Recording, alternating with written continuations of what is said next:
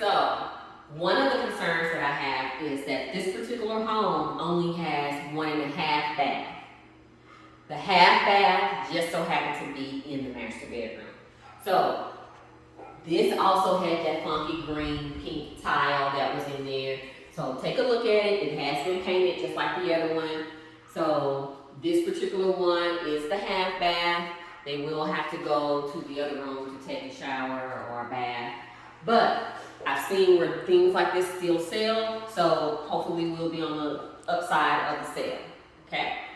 So, one also thing that I also want you to know, go to garage sales, go to Facebook Marketplace, go to things like that, because instead of replacing the entire fan, all I did was get some vanity lights from like my mom's house, where she had redone her house, and just replaced it with the old ones. I think this one had like blue on it, some ugly looking old fashioned light